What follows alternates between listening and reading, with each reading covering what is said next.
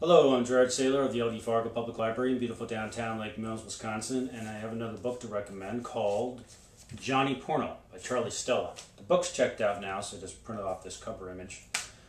You see that title, and you might have a different reaction from somebody else. One person might think, oh, I'm not touching that. Another one person might think, hey, that looks interesting.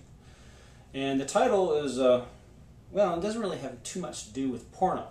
The title is actually the unwanted nickname of the main character, John Albano. It's 1973 New York City, and the Supreme Court has just ruled that deep throat is obscene and therefore illegal. So the mob sees a way to make money. And John Albano needs money himself. He lost his union job because he punched out a foreman, and so he's having trouble making his rent, putting gas in his car, and making his child support payments to his evil ex-wife. And so when he gets in a fist fight in a bar and punches out a dirty cop, it's a mob bar. The mob sees this and offers him a job. And his job is on Friday afternoons, he takes out reels of Deep Throat to Long Island for these secretive showings. And then on Sundays he goes back, picks up the reels, picks up the movie receipts, and takes them back to the bar, which can, this is the height of when the movie was popular, so he's carrying several $1,000s. Meanwhile, John's ex-wife is on her third husband and getting ready to get divorced after the husband has figured out what a fine human being she is. And she's cheating on her third husband with her first husband, who was a degenerate gambler. And degenerate gambler decides, wow, John's got a lot of money. I think I'll rob him, because the degenerate gambler owes several $1,000s to several different people. And so he gets the ex-wife to go along with this, and the ex-wife has this brilliant idea that what she's going to do is she's going to call John and claim that her and John's son, who's about 10 years old, has been kidnapped. So John's going to run up to the rescue, and they're going to steal his money. And they do. And John's responsible for that money. And it's mob money. And the mob doesn't like when you steal from them. So the mob wants to kill John. And first they want to beat him up and get the money back. And so John's a bit on the run there. And meanwhile, you've got this dirty cop that John got in fisticuffs with, who's out for revenge. You've got the lower level mob boss who John is reporting to. And John, his temper has already gotten the best of him at the union job as a carpenter. And now it's gotten the best of him at the mob because he punches out the lower level mob guy and breaks his nose.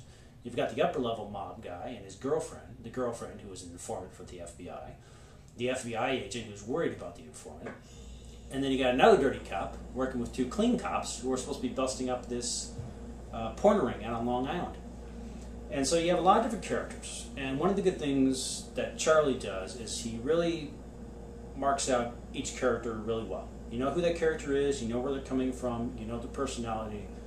And he does that in a pretty short number of words. He does a good job at that. And then he takes all these characters in multiple different plot lines and he really kind of interweaves them together very well, and they all converge at the end. And you do have to pay attention because there are all these different characters. You have to learn their names and what they are.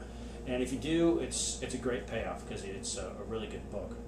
Another thing that Stella is really good at is showing this kind of low-level mob life. We have these knockaround guys who are employees of the mob, so they're kind of part of the mob but not really part of the mob. They just kind of get payment for what they do, and it's not like a weekly paycheck or anything. And so he shows that really well, where the upper level mob guys proclaim loyalty to the lower level guys, but once the lower level guy screws up, and it eventually happens in the Stella book, the lower level guys are in trouble. And the mob guys will say how they they're out to look out for you, but once you come back with not enough money or what's not expected, or they think you're skimming off the top, they're perfectly happy to put you in the ground. So that's Johnny Porno by Charlie Stella. I highly recommend it. This is Stella's 7th novel. He does a good job. I think this is 3rd or 4th of his that I've read. I need to try to hunt down the other ones once I get through my other reading pile. But I'm Gerard Saylor of the Fargo Public Library in beautiful downtown Lake Mills, Wisconsin, and that's what's to read.